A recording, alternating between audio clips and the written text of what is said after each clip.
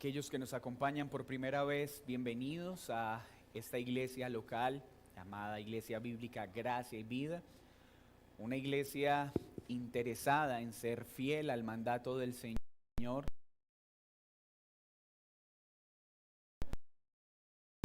de exponer. Y vamos a leer hoy el capítulo 1 del libro de Joel, versículo 15 al 20. Esa es la sección que estudiaremos en esta mañana. Primera, libro de Joel, capítulo 1, versículo 15 al 20. Por favor, acostúmbrese a leer los textos que la iglesia sugiere para que usted pueda verificar con la lectura, primero, que lo que estamos enseñando corresponde, pero segundo, con la esperanza y la seguridad de que cuando leemos la hermosa y preciosa palabra de Dios, esta está obrando en nosotros y está transformando nuestra manera de pensar, para que, como Pablo lo solicita, no nos amoldemos a este mundo actual, sino que seamos transformados mediante la renovación de nuestro entendimiento. Vamos a leer entonces el versículo 15. Ay del día, porque cercano está el día de Jehová, y vendrá como destrucción por el Todopoderoso. ¿No fue arrebatado el alimento de delante de nuestros ojos, la alegría y el placer de la casa de nuestro Dios? El grano se pudrió debajo de los terrones, los graneros fueron asolados, los alfolíes destruidos, porque se secó el trigo. ¿Cómo gimieron las bestias? ¿Cuán turbados anduvieron los hatos de los bueyes, porque no tuvieron pastos? También fueron asolados los rebaños de las ovejas. A ti, oh Jehová, clamaré, porque fuego consumió los pastos del desierto y llama abrazó todos los árboles del campo. Las bestias del campo bramaron también a ti, porque se secaron los arroyos de las aguas y fuego consumió las praderas del desierto. Señor, cuán clara es tu palabra al exponer la condición pecaminosa de nuestros corazones, la dureza y la ceguera que a veces, Señor, va delante nuestro, entorpeciendo nuestro caminar. Hoy te oramos primeramente por todos los hombres de esta tierra que aún no te conocen, para que por la predicación del Evangelio puedan ser traídos a vida y comprendan que está cerca el día temible del Señor. Y cuán terrible será este día para todo aquel que no ha creído en Cristo Jesús, como tu palabra enseña. Pero también hoy te rogamos por tu pueblo, para que como pueblo tuyo podamos cumplir con la tarea que nos has comisionado, de pararnos en la brecha y clamar y gemir por los hombres, para que se arrepientan del pecado y vengan a ti. Guíame como predicador en esta mañana a exponer claramente tu palabra. En el nombre de Jesús, amén y amén. El título del estudio de esta sección es El juicio final y el papel del remanente de Dios. El juicio final y el papel del remanente de Dios. Esta sección inicia con un tono de alarma, con un ay del día está exclamando el profeta. Ese mismo ay con el que Isaías en el capítulo 6 se aterroriza al ver que el ángel del Señor ha tocado con un carbón sus labios y ha permanecido con vida. Este es un ay de terror y temblor con el que el profeta inicia esta sección y da la razón de por qué tal terror o tal temblor, porque cercano está el día del Señor. El falso gemido ya ha sido expuesto por el profeta. Ha denunciado con diligencia que este pueblo se había convertido en un pueblo religioso, hipócrita, que alababa a Dios con sus labios, pero su corazón estaba totalmente lejos de él. Un pueblo religioso que intentaba callar su conciencia, yendo a la congregación, llevando libaciones, haciendo algunas ofrendas, pero no porque verdaderamente estuvieran interesados en vivir para Dios, sino en estar tranquilos mientras seguían pecando. Vimos también cómo el profeta luego se dirige al pueblo y les dice: adoren a Dios con un arrepentimiento real, no una obra externa, sino una obra que nace en el corazón de un individuo verdaderamente arrepentido. Y se dirige primero a los líderes de la iglesia y luego a todos los hombres, indicando la gran responsabilidad que tienen aquellos que sirven a Dios, pero también la responsabilidad que tienen todos los hombres de alabar al Dios vivo y verdadero. Hasta acá es mi esperanza y mi ruego que todos nosotros estemos examinando nuestro proceder. El pueblo se encuentra en un acto de justicia de Dios sobre ellos. Dios ha manifestado su ira. Han venido las langostas. Ha sido destruido todo a sus ojos. No tienen alimento, no tienen provisión, no tienen el poder que los hacía verse diferentes sobre los demás pueblos. Dios les ha mostrado que ellos sin Dios no son nada. Espero que hasta acá nosotros hayamos evaluado nuestra profesión. Que estemos evaluando si, al igual que este pueblo, somos meros religiosos que nos conformamos con venir el domingo, sentarnos, escuchar una enseñanza y luego seguir viendo a nuestra manera. Porque muchas veces estamos repitiendo esta misma historia. Intentamos acallar la conciencia. Creemos que venir a la iglesia es suficiente para tener una relación con Dios, mientras seguimos viviendo de manera pecaminosa. Y cuando digo de manera pecaminosa, recuerde lo que la Escritura enseña. No es solo hacer el mal que no debemos hacer. Porque algunos piensan: no soy un buen creyente porque ya no mato, ya no robo y voy los domingos a la iglesia. No, la tarea está incompleta. Ya no mato, ya no robo, no solo me congrego, sino que ahora sirvo al cuerpo de Cristo. Ahora hago el bien que antes no hacía. Ser cristiano no es solo dejar de hacer el mal que hacíamos, es empezar a hacer el bien que antes no hacíamos. Y hasta acá es importante que todos estemos examinando nuestra profesión de fe. Este llamado también sería puesto delante nuestro si hoy Dios se presentara y nos confrontara, o como lo está haciendo a través de su palabra. ¿Cuál sería el diagnóstico de nuestra vida espiritual? Oh religioso, arrepiéntete y deja de acallar tu conciencia con prácticas superficiales y empieza a vivir una vida realmente de fe. Esas serían las palabras que escucharíamos.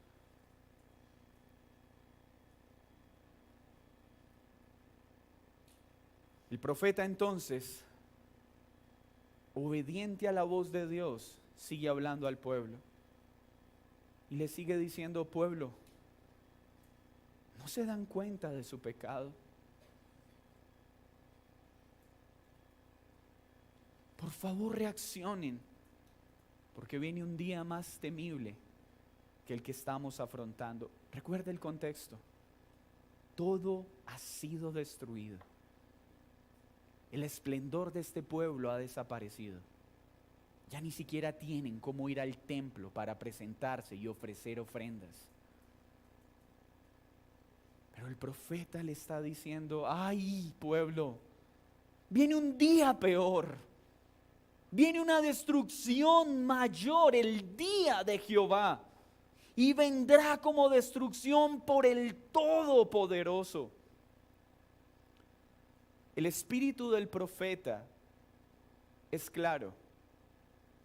No se está levantando como los profetas modernos para anunciar mentiras y querer acallar la conciencia del pueblo. Tranquilo, pueblo, no pasa nada. Antes de que llegue el amanecer, primero tiene que oscurecerse. No se preocupen, va a venir paz y va a venir tranquilidad. No os preocupéis por los rumores de guerra, que todo está bien. La palabra dice: ay de esos profetas que hablan de paz cuando todo está mal, cuando dicen que las cosas están bien, cuando en realidad están mal. El profeta no está dando palabras como cual motivador moderno para tratar de tranquilizar. El profeta está expresando la realidad, pero tampoco lo hace como aquellos paladines de la verdad que se sientan como jueces a denunciar el pecado de los demás sin ninguna misericordia y sin ninguna bondad. El profeta Joel está mostrando el espíritu correcto con el cual se debe denunciar el pecado. ¿Saben cómo? Con lágrimas. Cuando nosotros confrontamos a otros con su pecado, no lo hacemos como señores de ellos, sintiéndonos limpios mientras vemos a los demás como pecadores. Lo hacemos con lágrimas en nuestros ojos. Cuando vemos la realidad del pecado de nuestro país, no lo hacemos mirando con menosprecio a nuestra nación y sintiéndonos libres o mejores. Lo hacemos con lágrimas. Clamamos y gemimos con lágrimas por el dolor del pueblo y por la circunstancia actual. ¿Por qué? Porque viene un día de juicio que el Señor ha advertido. ¿Y qué es lo que está haciendo Dios a través del profeta? ¿Quiere atemorizar al pueblo? ¿Quiere amenazarlo y decirle arrepiéntanse ya simplemente porque viene algo peor? No, cuando el Señor enviaba al profeta era un acto de amor. ¿Cómo de amor? El profeta lo que les está diciendo es: he aquí a Dios, que teniendo el poder y la autoridad para destruirnos con un soplo de su justicia, más bien vuelve y nos dice: arrepentíos, arrepentíos, porque viene un día en el que ya no habrá oportunidad de arrepentimiento. ¿Saben qué es el libro de Joel? El acto de amor de Dios diciéndole a un pueblo rebelde: a pesar de ustedes sigo mostrando paciencia. ¿No han visto tal maldad? ¿No es este un momento ya suficientemente contundente como para que Dios elimine al pueblo? ¿No habían acá suficientes razones para que el pueblo hubiera sido destruido por el Dios Santo, por la manera de pecar? ¿Y qué hace Dios? Muestra más de su paciencia. Ahora les dice: ustedes siguen sin entender que todo lo que está pasando es mi justicia. Pero ahora quiero decirles que viene algo peor. Y a menos que se arrepientan, su estado posterior será peor al presente. Por eso entonces el profeta inicia con este anuncio de juicio y lo presenta como algo terrible. Miren cómo Malaquías define el día del Señor. Recuerden que la Escritura define el día del Señor en dos ideas generales. A veces como el día glorioso en el que el pueblo se reúne para alabarle y exaltarle, pero otras veces como el temible día del juicio de Dios. Según el contexto podemos definir cuándo se refiere a uno o a otro. En nuestro caso se está refiriendo a ese evento escatológico prometido, en el cual Cristo viene como rey, ya vino como cordero. Ahora se refiere al día que vendrá como león de la tribu de Judá. Ya vino a morir para salvar a los pecadores. Ahora vendrá para hacer justicia sobre aquellos que insistieron en vivir separados de Él. En este escenario, el profeta nos está hablando de ese temible día, el cual Malaquías también describe en el capítulo 4:1, porque dice: porque he aquí, viene el día ardiente como un horno, y todos los soberbios y todos los que hacen maldad serán estopa. Aquel día que vendrá los abrazará, ha dicho Jehová de los ejércitos, y no les dejará ni raíz ni rama. He ahí una de las descripciones de cómo será ese temible día que será descrito con mayor detalle en el mismo libro de Joel, en nuestros próximos sermones. La Biblia enseña que el día temible del Señor vendrá de la misma manera que un ladrón viene a hurtar en la noche. Cuando estén diciendo paz y seguridad, entonces vendrá sobre ellos destrucción repentina. Primera de Tesalonicenses 5, 2 y 3. Pero miren lo que dice segunda de Pedro 3:10. Pero el día del Señor vendrá como ladrón en la noche, en el cual los cielos desaparecerán con gran estruendo y los elementos ardiendo serán deshechos y la tierra y las obras que en ella hay serán quemadas. Hermanos, lo que estamos viviendo es terrible. El nivel de perversidad que está viviendo nuestra sociedad es abominable. Padres matando a sus propios hijos de manera vil y perversa. Hijos matando a sus propios padres.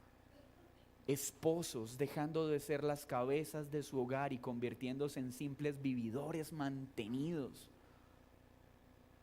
Los roles se han invertido. La sexualidad ha sido totalmente atrofiada. Niños de 7 y 8 años anunciándose como gays.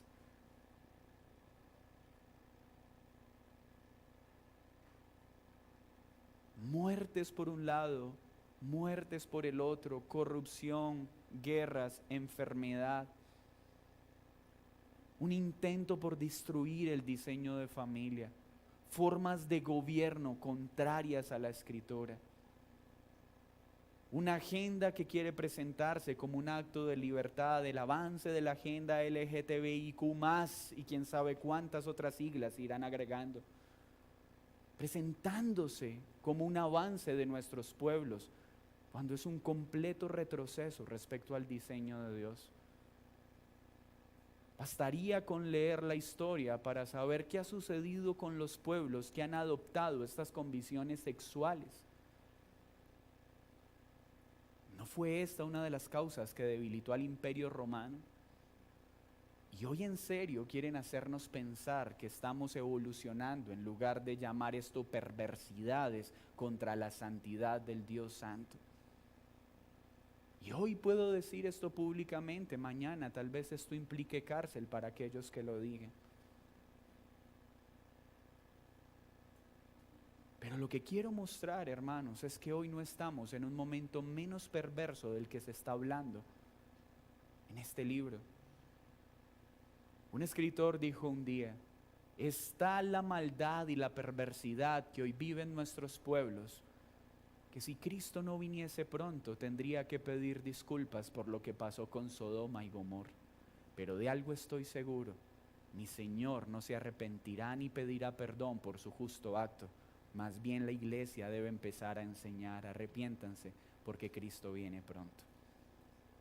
Está la maldad que hoy debemos decir con toda autoridad y seguridad, ay de este mundo, pues si no se arrepiente tendrá que enfrentarse al temible día del Señor que se avecina. ¿Y tú cómo estás para enfrentarte con este temible día? Porque todos los hombres comparecerán y tendrán que dar cuentas a Dios por su manera de vivir. Y solo saldrán bien librados de este juicio los que verdaderamente han puesto su fe en Cristo.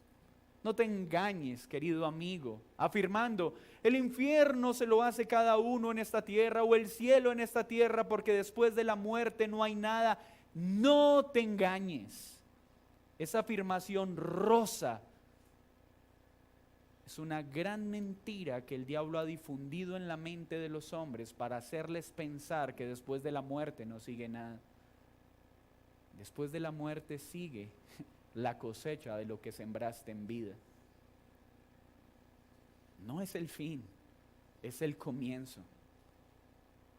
Es el fin del peregrinaje en esta tierra, pero no el fin de la existencia de nuestras almas. Porque a partir de la muerte vendrá una eternidad con Cristo o una eternidad bajo la justa ira del Dios Santo. Así pues, este anuncio del final tiene un propósito. Es un acto de amor, no es una amenaza. Lo que está diciendo Dios es: arrepiéntanse. Esto que están viviendo es terrible, pero mi voluntad es que ustedes se arrepientan. Arrepiéntanse, porque viene un día peor, viene un día temible. Versículo 16 pasa a ser una descripción de la situación presente y da más detalles.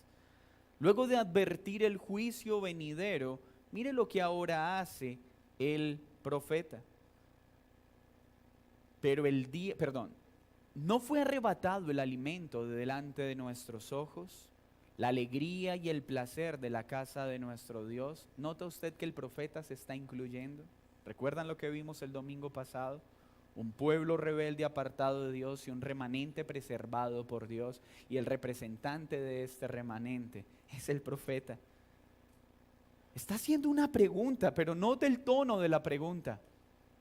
¿No han visto que fue arrebatado el alimento delante de nuestros ojos? Tan ciegos estamos que no logramos entender la gravedad de nuestras circunstancias, sabiendo que la alegría y el placer de la casa de nuestro Dios ya no está. El grano se pudrió, los graneros fueron asolados, los alfolíes destruidos porque se secó el trigo. Y aún no se dan cuenta. Calvino escribió en su comentario las siguientes palabras: era tal la locura de los judíos que no percibían las cosas que tenían delante de los ojos. Por eso dice que eran ciegos rodeados de luz y que su vista era tal que viendo no veían nada, debiendo sentirse afligidos por su pecado y la escasez, seguían duros e insensibles. ¿No es esta la condición del corazón del hombre que no cree? Está ciego, no es capaz de ver la gravedad de su pecado. Adulterios, fornicaciones, borracheras, celos, iras, contiendas. Y todavía uno puede preguntarle a un hombre esclavo de estas condiciones: ¿eres bueno o eres malo? Yo no soy tan malo.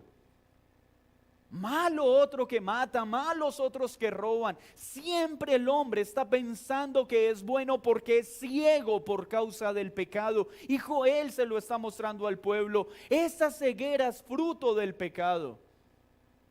Porque el hombre que está muerto no puede ver, entender, reconocer su maldad.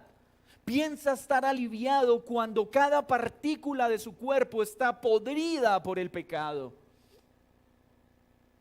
Eso es lo que hace el pecado, hacerle pensar al muerto terminal que está aliviado. Si tú no has venido a Cristo, esa es tu condición: ceguera. Piensas que están bien cuando estás mal. Y piensas que esto no puede ser peor. Y hoy tengo el deber de decirte: sí, viene un día peor. Y es un juicio terrible. Pero esta advertencia no tiene el propósito de asustarte en un sentido superficial, sino de decirte: hoy el Señor está colocando delante tuyo una oportunidad de arrepentimiento. Hoy su paciencia te está diciendo: arrepiéntete, porque la Escritura enseña que los días serán malos y cada día la maldad irá en aumento y cada vez más tu corazón se endurecerá más. La espiral degenerativa del pecado te absorberá de tal forma que en lugar de acercarte a Dios, cada vez estás más lejos. El día de arrepentimiento es hoy. El día de Dios se acerca. El día del juicio se acerca.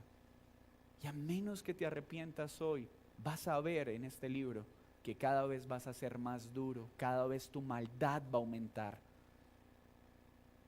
Por eso el profeta dice: arrepiéntete.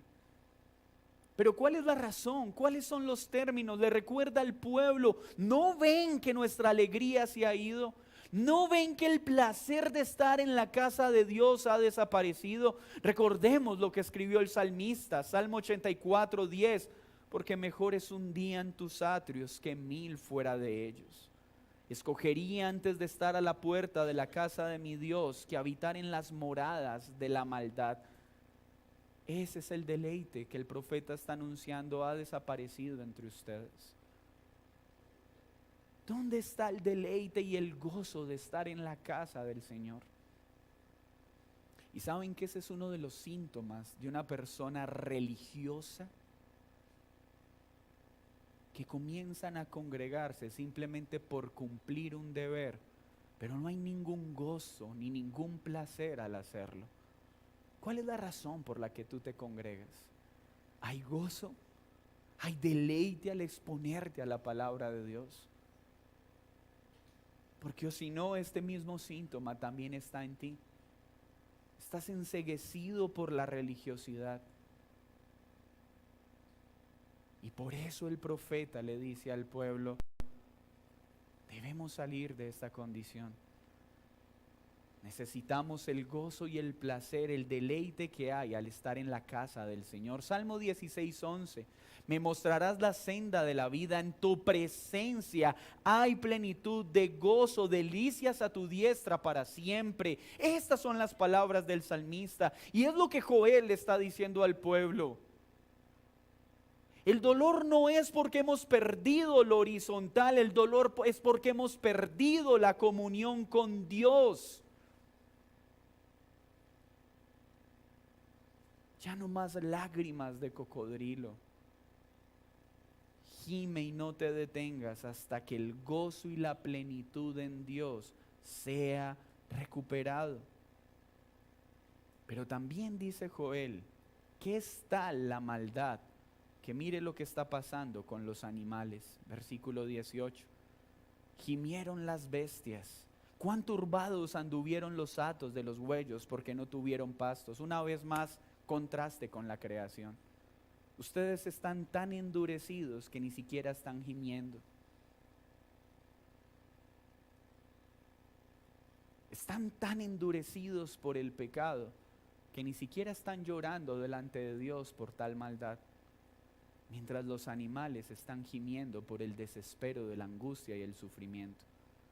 Por favor, notemos el nivel de dureza del corazón de los hombres. Hermanos, el pecado afecta la creación. Nuestro pecado lastima y hiere la creación. Por eso Romanos 8:22 dice, porque sabemos que toda la creación gime a una y a una está con dolores de parto hasta ahora. Y no solo ella, sino que también nosotros mismos que tenemos las primicias del Espíritu. Nosotros también gemimos dentro de nosotros mismos, esperando la adopción, la redención de nuestro cuerpo. Pero esta es la maldad de los hombres, que están insensibles a lo que está pasando. La creación gime con mayor intensidad que los mismos hombres ciegos por su pecado. Pero hay un pueblo que no está en ese mismo estado. Hay un pueblo que está gimiendo y está unido a la creación, rogando para que el Señor pronto redima todas las cosas. ¿Y dónde está ese pueblo en este texto? Vamos al versículo 19. Ya vimos la advertencia del juicio, una descripción más amplia de la situación presente. Ahora veamos la insistente intercesión del profeta en favor del pueblo. A ti, oh Jehová, clamaré, porque fuego consumió los pastos del desierto y llama abrazó todos los árboles del campo. Habíamos visto el domingo pasado la importancia de la intercesión del profeta. No se queda paralizado simplemente quejándose. Oh Señor, la maldad va en aumento, pobrecito de mí y de nosotros. Eso es fatalismo. Y entonces, ¿para qué trabajo y para qué me esfuerzo si todo esto se va a terminar? No, vivimos cada día como si fuera el último, pero nos programamos como si el temible día del Señor tardara mucho tiempo en venir. Y si el mundo no se duele por su pecado, nosotros tenemos el deber de clamar por este pueblo pecador. El profeta es la clara representación del papel de la iglesia. Y es una sombra de la perfecta intercesión de Jesucristo por el pecado. En el profeta vemos cuál es nuestra tarea en este tiempo. Si invirtiéramos menos tiempo en críticas superficiales acerca de las circunstancias propias de nuestra nación y pasáramos más tiempo clamando por ella, gimiendo por ella, rogando por misericordia y salvación, ¿cuán diferente sería nuestra nación? Si dejáramos de actuar como politólogos y economistas sin ningún fundamento y pareciéramos más cristianos que claman por el bien de su nación, ¿cuán diferente sería nuestra tierra? No quiere decir que no debemos analizar objetivamente nuestra circunstancia política o social, siempre y cuando estemos haciendo lo que verdaderamente nos compete, pasar tiempo clamando y gimiendo por nuestra tierra. Clamando y gimiendo por nuestros gobernantes, clamando y gimiendo por el pecado de nuestro pueblo. Pero es con lágrimas. Es entendiendo que como nación merecemos la justa ira del Dios vivo.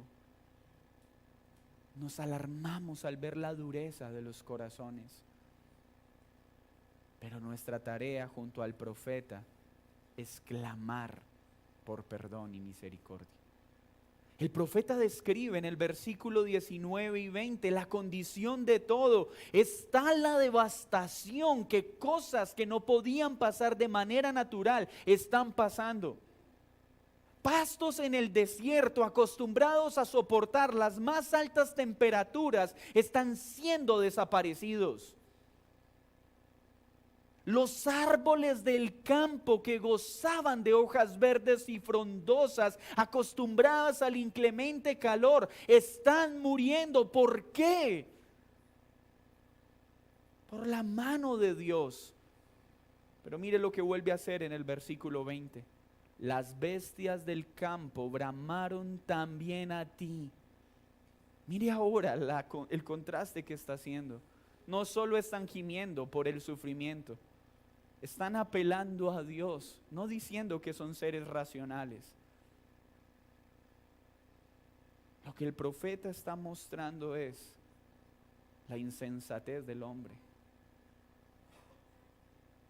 Lo vimos el domingo pasado también, como a veces los animales obran con más sensatez que el hombre. Los animales estaban reaccionando a tal sufrimiento y ellos andaban como ciegos por causa de su pecado. Se secaron los arroyos de las aguas, fuego consumió las praderas del desierto. Es decir, estamos viendo un fenómeno natural, poco natural. La mano de Dios efectuando disciplina. Pero ¿qué estaba haciendo el profeta?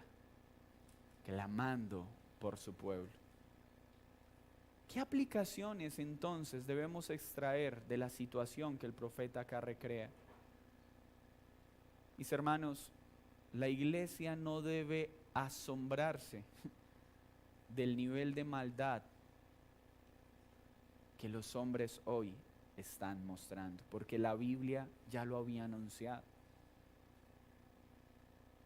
¿Cómo es posible que un padre pueda matar a su hijo? Lee la Biblia. Por la misma razón que un hermano fue capaz de matar a su propio hermano, por la misma razón que padres quemaban a sus hijos y se los comían en medio del hambre, porque ese es el corazón del hombre, un corazón perverso.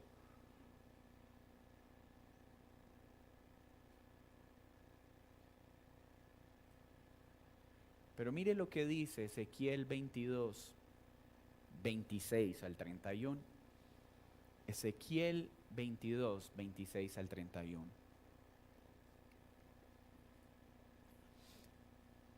Sus sacerdotes violaron mi ley y contaminaron mis santuarios. ¿Se le hace similar esa imagen a lo que vivimos hoy? Hombres que dicen ser siervos de Dios, violando la ley de Dios. Hombres que deberían santificar, están contaminando. Entre lo santo y lo profano, no son capaces de distinguir. No distinguen entre lo inmundo y lo limpio. ¿No es ese un cuadro muy similar a nuestra situación presente y a la misma situación que estaba viviendo el profeta Joel? Y de mis días de reposo apartaron sus ojos, y yo he sido profanado en medio de ellos.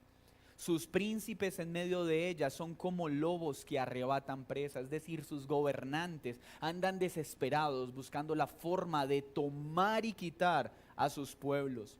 Derraman sangre para destruir las almas, para obtener ganancias injustas. ¿No ese es el vivo retrato de nuestra generación actual? Y sus profetas recubrían con lodo suelto, profetizándoles vanidad y adivinándoles mentiras, diciendo: así ha dicho Jehová el Señor, y Jehová no había hablado. ¿No es lo que pasa hoy? Este es el año de la bendición y la prosperidad. Este es el año en el que recuperarás todo lo que has perdido. Este es el año en que Satanás te devolverá 7 veces más de lo que un día te arrebató. Y todos dicen amén.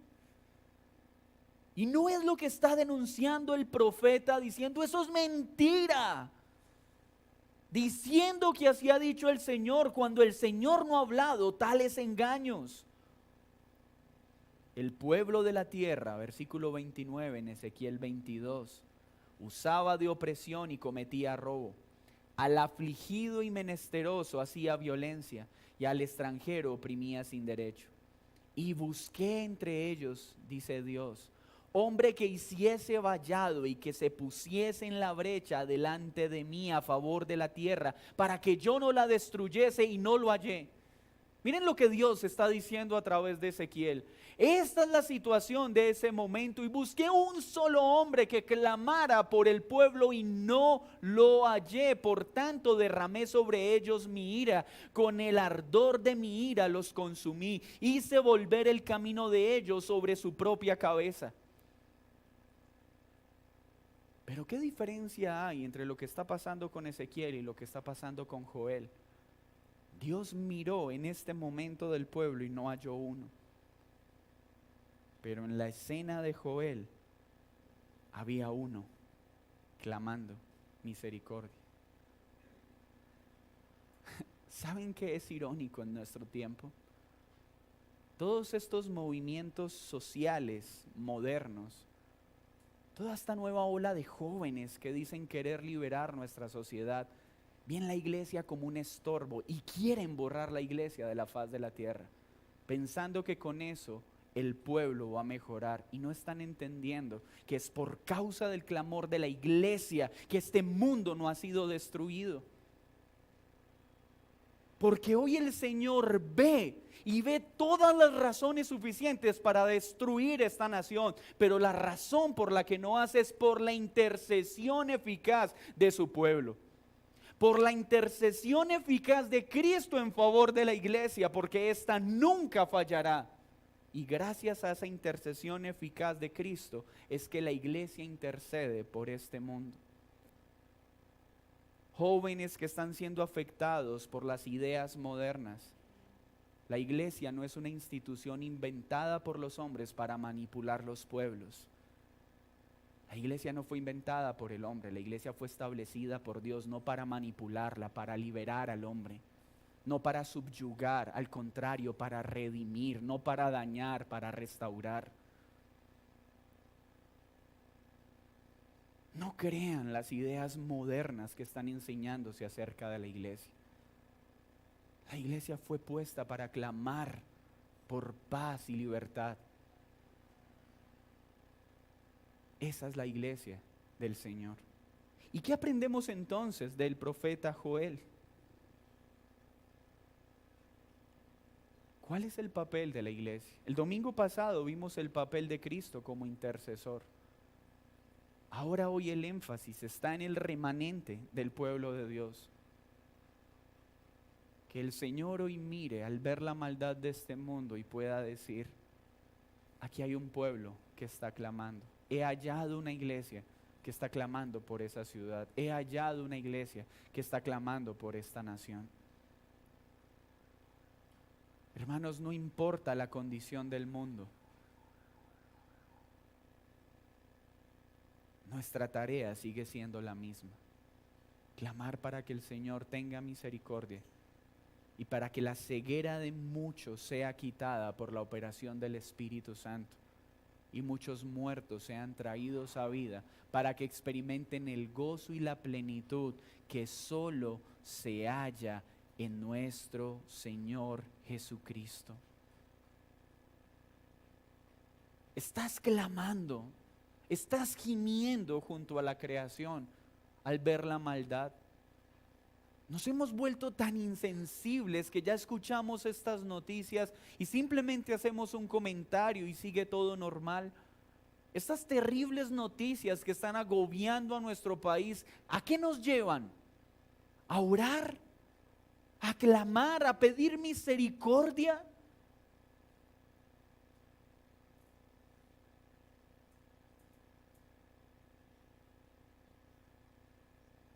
El papel de la iglesia es clamar. La necesidad mayor de los pueblos es que puedan ser reconciliados en Cristo para que puedan experimentar el gozo y la plenitud que solo Dios da, porque solo en Cristo seremos librados del juicio venidero. Iglesia, tú que has creído, nuestra tarea es seguir el ejemplo de Joel. No con una actitud arrogante y altiva, sino con un corazón humilde, quebrantado delante de Dios. Gimamos, clamemos. Niños, ustedes que están teniendo que ver una realidad tan compleja en sus colegios, clamen por sus compañeritos, clamen por sus amiguitos, para que no sean afectados por todos los engaños que se están presentando ahora como verdad. Jóvenes, clamen, giman por sus compañeros de estudio en sus universidades, pues el mayor bien que ellos pueden recibir es que conozcan a Dios. Clamemos y gimamos por nuestra nación, esa es nuestra tarea. Dejemos de perder tiempo en críticas que nada ayudan a nuestra nación. Y más bien clamemos y gimamos por todos nuestros gobernantes, pues solo así gozaremos de paz en esta tierra. Pero tú que no has puesto tu fe en Cristo, y quiero que me prestes mucha atención, la palabra de Dios es clara cuando dice que ni los ladrones, ni los mentirosos, ni los borrachos, ni los adúlteros, ni los afeminados, ni los que se echan con varones heredarán el reino de Dios. No te burles pensando en que tú puedes seguir viviendo a tu manera y terminarás bien. Quiero que sepas algo. El día del juicio viene y está cerca. Pero ¿por qué te digo hoy esto? Porque es la mayor muestra de amor que te puedo dar, diciéndote la verdad de lo que ha de suceder, pero también expresándote lo que tienes que hacer para que seas librado de ese terrible final. Por favor, corre a Cristo y no pierdas más tiempo. Arrepiéntete de tu pecado hoy, no esperes a mañana, porque puede ser demasiado tarde. Y el único que puede librarte de la esclavitud en la que hoy estás, de esa insensibilidad a tu pecado, es Cristo. Y solo en Él podrás estar confiado cuando llegue el temible día del juicio. Porque aquel que viene a Cristo es declarado justo y ya no recibirá todo el peso de la justa ira de Dios, porque en Cristo ha sido librado de Él. Porque Dios Padre ha provisto a Dios Hijo para que todo el que crea en Él no se pierda, mas tenga vida eterna. Iglesia, Cristo viene pronto. Nuestra tarea mientras eso pasa es clamar y gemir con lágrimas para que muchos sean traídos a vida. Esta situación que hoy agobia al mundo es terrible y la Escritura enseña que será peor. Pero nuestra tarea es clamar para que Dios tenga misericordia y muchos se salven y tengan vida eterna. Esa es la tarea de la iglesia, pararnos en la brecha a clamar por un pueblo pecador. ¿Y en qué descansa la iglesia? ¿En qué descansa la iglesia mientras intercede por los hombres? En la perfecta intercesión de Cristo, que nos asegura que por Él llegaremos firmes hasta el final. Intercedemos por los hombres porque tenemos un sumo sacerdote intercediendo por nosotros. Podemos clamar por la salvación de otros porque ya uno nos salvó y clamó e intercedió por nosotros. Así que podemos hacerlo porque en Cristo hemos recibido lo necesario para hacerlo. Cristo viene, iglesia. Pero el Señor sigue mostrando bondad y amor al decirle a los hombres: arrepiéntanse, porque el reino de los cielos está cerca. Señor, gracias por tu palabra. Gracias por esta sección del libro que asombra nuestra conciencia al ver el nivel de dureza que puede haber en nuestros corazones, el nivel de ceguera que puede haber en nosotros por causa del pecado.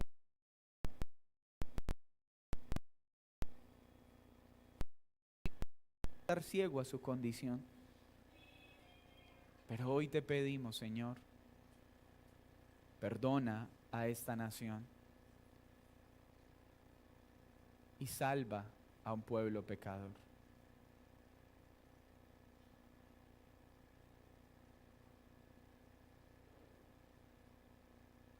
Ten misericordia.